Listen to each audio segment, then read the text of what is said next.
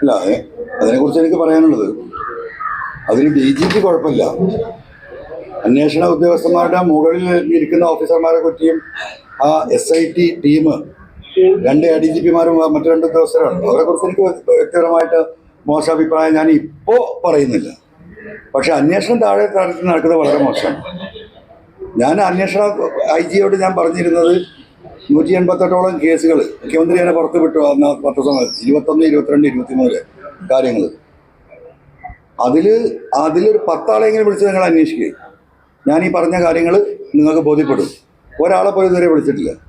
അത് കഴിഞ്ഞ് ഈ കള്ളക്കടത്ത് സംഘത്തിൻ്റെ നിർബാധമുള്ള സ്വർണ്ണക്കള്ളക്കടത്ത് തടയുന്നതിന് പോലീസ് ശക്തമായ ഇടപെടൽ നടത്തിയിട്ടുണ്ടെന്ന് ബഹുമാനപ്പെട്ട മുഖ്യമന്ത്രി പറഞ്ഞത്. ആ ഇടപെടലിനെ തടസ്സപ്പെടുത്താൻ, സ്വർണ്ണക്കള്ളക്കടത്ത് അമ്പകുരം ഇവിടെ തുടരാൻ ഈ ആരോപണം ഉന്നയിക്കുന്ന ആളുകളിൽ അത്തരത്തിലൊരു താല്പര്യമുണ്ടോ എന്ന് പരിശോധിക്കണം. അപ്പോൾ നിങ്ങൾ ചോദിച്ചു PV Anwar ആണോ? അപ്പോൾ അദ്ദേഹം പറഞ്ഞു, അത് ഞാനായിട്ട് പറയുന്നില്ല, നിങ്ങൾ അന്വേഷിക്കുന്നു. അപ്പോൾ ആ കുന്തമൻ എൻ്റെ മേലേക്ക് തിരിച്ചു വിട്ടുകൊണ്ടിരിക്കുകയാണ്. അതുകൊണ്ടാണ് ഈ അന്വേഷണം ഈ സ്വർണം കൊണ്ടുവന്നവരെ കണ്ടെത്തി ഇന്നലെ നിങ്ങളുടെ മുന്നിൽ കൊണ്ടുവന്നത്. ഞാൻ കഴിഞ്ഞ 4-5 മാസമായിട്ട് ഈ സ്വർണം കൊണ്ടുവന്ന കാരിയർമാരുമായി ഞാൻ ബന്ധപ്പെട്ടിരുന്നു, സംസാരിച്ചുകൊണ്ടിരുന്നു. അവരിൽ നിന്ന് കിട്ടിയ വിവരങ്ങളുടെയും സത്യമാണ് എന്ന് എനിക്ക് ബോധ്യപ്പെട്ടതാണ് പൊതുസമൂഹത്തിൽ പറഞ്ഞത്. അപ്പം മുഖ്യമന്ത്രി ഈ പറഞ്ഞതുപോലെ ADGP എഴുതി കൊടുത്തൊരു വാറോലയാണ് വായിച്ചത്. 1500 ഗ്രാമിലെ സ്വർണം പാൻറ്റും ഷെഡിയും കത്തിച്ച് കഴിഞ്ഞാൽ ഇത്രേ ബാക്കിയാവുള്ളൂ. പോലീസ് എല്ലാ പ്രൊസീജിയറും പാലിച്ചുകൊണ്ടാണ് കോടതിയിൽ കൊണ്ടു കൊടുക്കുന്നത്. അതിന് സാക്ഷികളുണ്ട്. ഇതൊക്കെ അജിത് കുമാർ എഴുതി കൊടുത്ത പറയുന്ന ആ വാറോല അതല്ല സത്യം എന്ന് ഇന്നലെ ബോധ്യപ്പെടുത്തി. കോടതിയിലെ കസ്റ്റംസിൻ്റെയും ഡോക്യുമെന്റ്സ് അടക്കം വെച്ചിട്ട് അദ്ദേഹം പറഞ്ഞതുപോലെ മുഖം മറച്ചിരുത്തി മഹത്വവൽക്കരിച്ചിരിക്കുകയല്ല ചെയ്തത്. മുഖം തുറന്ന് മനുഷ്യരോട് സംസാരിക്കുക ചെയ്തത്. കൊണ്ടുവന്ന വ്യക്തി മാത്രമല്ല, ഈ 2 കുടുംബം എയർപോർട്ടിൽ അവരെ റിസീവ് ചെയ്യാൻ പോയവരാണ്. അവർക്കുണ്ടായ അനുഭവം ഭാര്യയും ഭർത്താവും പറയുന്നു. മറ്റേത് അച്ഛനും അമ്മയും അത് സാക്ഷ്യപ്പെടുത്തുന്നു. ഇതൊക്കെ ഇവിടെ തെളിവുള്ള കാര്യങ്ങളല്ലേ? അപ്പോൾ ഇപ്പോൾ മുഖ്യമന്ത്രിക്ക് ബോധ്യപ്പെട്ടു. എന്താ ബോധ്യപ്പെട്ടത്? അൻവർ തന്നെയാണ് ഇതിൻ്റെ പിന്നിൽ. അതല്ല അദ്ദേഹം പറഞ്ഞതിൻ്റെ ആകെ രത്ന ചുരുക്കം. ആയിക്കോട്ടെ, ഞാൻ ബഹുമാനപ്പെട്ട മുഖ്യമന്ത്രിയും പാർട്ടിയോട് ഇപ്പോൾ പറയുന്നു, ആവശ്യപ്പെടുന്നു, സിറ്റിംഗ് ജഡ്ജിയെ കൊണ്ട് അന്വേഷിപ്പിക്കണം ഹൈക്കോടതിയിൽ. ഞാൻ തിങ്കളാഴ്ച ഹൈക്കോടതിയെ സമീപിക്കാൻ പോവുകയാണ്. ഇത്ര വലിയ ഒരു എന്താ പറയുക കൊള്ള, ടാക്സ് വെട്ടിപ്പ്, സ്വർണ്ണക്കള്ളക്കടത്ത്, ഈ പറയുന്ന ഡാൻസ് ഓഫ് സംഘത്തെ ഉപയോഗിച്ചിട്ടുള്ള ഇത്തരം കാര്യങ്ങൾ, മയക്കുമരുന്ന് കച്ചവടം, ഇതൊക്കെ അജിത് കുമാറും ടീമും നടത്തിയ എത്രയോ സാക്ഷ്യപ്പെടുത്തുന്ന തെളിവുകൾ നിങ്ങൾ തന്നെ പുറത്തുവിട്ടതാണ്. എത്രയോ നിരപരാധികൾ ജയിലിലാണ്. എന്താ ബഹുമാനപ്പെട്ട മുഖ്യമന്ത്രിക്ക് മാത്രം ഇത് ബോധ്യപ്പെടാത്തത്? കേരളത്തിലെ 3.5 കോടി ജനങ്ങൾക്കും ഇത് ബോധ്യപ്പെട്ട് കഴിഞ്ഞല്ലോ. ഇനി എനിക്കെന്താ മാർഗം? എനിക്ക് ആകെ ഇനി ജുഡീഷ്യറിയിൽ മാത്രമേ പ്രതീക്ഷയുള്ളൂ. കേരളത്തിലെ ബഹുമാന്യരായ ജഡ്ജിമാരൊക്കെ അത് കാണുന്നുണ്ടാവുമല്ലോ. അവരും മനുഷ്യരാണല്ലോ. ഈ വസ്തുതകൾ മനസ്സിലാക്കാനുള്ള നല്ല ബുദ്ധിയും ശേഷിയുള്ളവർ തന്നെയാണല്ലോ ഈ പറയപ്പെടുന്ന ജഡ്ജിമാരൊക്കെ. അവരിലാണ് എനിക്ക് പ്രതീക്ഷ. ഞാൻ ആ സ്റ്റെപ്പിലേക്ക് നീങ്ങും. ആ സ്റ്റെപ്പിൽ, ആ പ്രയറിൽ ഞാനൊരു കണ്ടീഷൻ കൂടി വെക്കും. ഇത് ബഹുമാനപ്പെട്ട ഹൈക്കോടതി ജഡ്ജിമാരുടെ സാന്നിധ്യത്തിൽ ഇത് അന്വേഷിക്കുമ്പോൾ ആ അന്വേഷണ സംഘത്തെ ബഹുമാനപ്പെട്ട ഹൈക്കോടതി തന്നെ തീരുമാനിക്കണം. കേരളത്തിലെ സത്യസന്ധരായ റെക്കോർഡുള്ള IPS തുടങ്ങി താഴേക്കട വരെയുള്ള സത്യസന്ധരമായ പോലീസ് ഓഫീസേഴ്സിനെ ബഹുമാനപ്പെട്ട ഹൈക്കോടതിക്ക് അത് കണ്ടെത്താൻ സാധിക്കും. അവരൊരു ടീമുണ്ടാക്കണം. എൻ്റെ പ്രയർ അതായിരിക്കും. സർക്കാരിനോട് ആവശ്യപ്പെടുകയല്ല, കോടതിക്ക് നിയമപരമായിട്ട് ഈ വിഷയത്തിൽ ഒരു ഇൻവെസ്റ്റിഗേഷൻ ടീമിൽ ആരൊക്കെ ഉണ്ടാകണമെന്ന് പറയാൻ നിയമപരമായി അധികാരമുണ്ടെങ്കിൽ ബഹുമാനപ്പെട്ട കോടതി അങ്ങനെ ചെയ്യണമെന്ന് ഈ നാട്ടിലൊരു സാധാരണ പൗരൻ എന്ന നിലക്ക് ഞാൻ റിക്വസ്റ്റ് നടത്തും. അതിന് നിയമ തടസ്സമില്ലെങ്കിൽ ബഹുമാനപ്പെട്ട കോടതി അത് ചെയ്യട്ടെ. PV Anwarന്റെ പങ്ക് അന്വേഷിക്കട്ടെ മുഖ്യമന്ത്രി പറഞ്ഞത്. ആ അന്വേഷണ സംഘം PV Anwar ഇതിന്റെ പിന്നിൽ പ്രവർത്തിക്കുന്നവരാണോ? ഇവരെ സ്വാധീനിച്ചുകൊണ്ടാണോ ഈ പറയിപ്പിച്ചത്?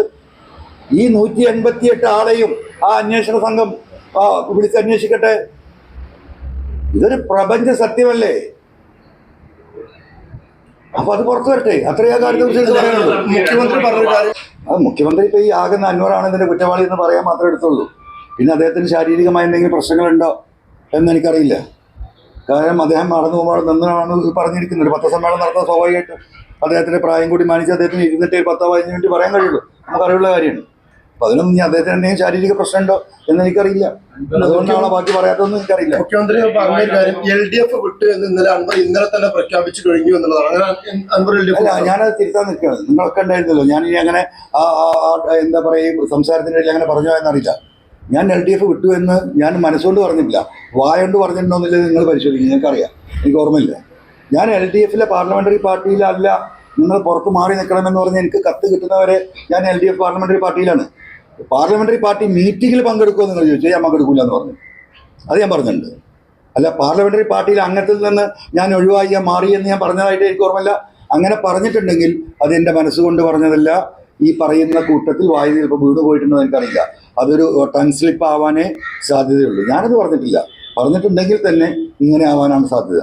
ഞാൻ പാർലമെന്ററി LDF-നോടൊപ്പം തന്നെ എപ്പോഴും ആ LDF-നോടൊപ്പം നിൽക്കുന്ന നീ അവിടുന്ന് മാറി നിൽക്കുക എന്ന് പറഞ്ഞാൽ നിൽക്കും. ആ ചോദ്യം വന്നു, അപ്പോഴേ പറഞ്ഞു നിങ്ങൾ എവിടെ ഇരിക്കും LDF-ന്ന് പുറത്താക്കി.